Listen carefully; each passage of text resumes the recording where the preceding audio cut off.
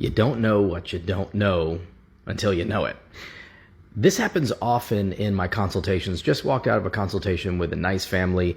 It was a father and his two children, and dad came in and said, I have a very simple estate plan. I just want to get my stuff to my kids. My wife has predeceased me several years ago, and I just want to trust, and I want things to go smoothly after I pass away. So as we started getting through the assets, he tells me about two pieces of rental property that he has and how they are in his own name. And we started talking about liability for rental property and how that could negatively impact him. If someone gets hurt on one of the properties, they're going to sue him personally and then probably be able to take the majority of his money based on the way it's structured.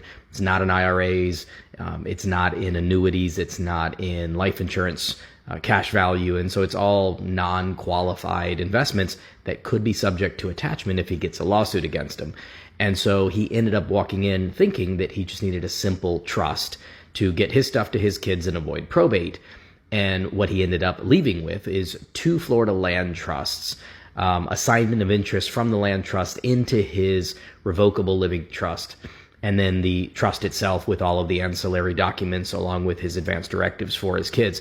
So it turned out to be more complex than what he was expecting, and probably cost a little more than he was expecting when he came in the door. But when he learned about the things that he didn't know and he didn't appreciate the risk associated with rental property, he now feels much better about leaving here with a plan in place that is going to preserve his assets, protect the rental property, provide anonymity from the public record searches, and not mess up his chances in the future to get Medicaid if he ever needs it. So this is why people go to lawyers. If he went to LegalZoom, he could have got his trust done and his will and everything else for probably $300 or $500. And they never would have asked questions about rental property and never would have told him how he could better protect himself and his family from potential creditors and lawsuits.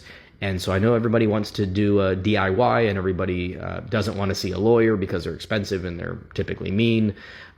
But there are times when a lawyer can do a great job of pointing out things you didn't know and giving you solutions on how to fix the things that now you know could be a problem. I hope this helps. Have a great day.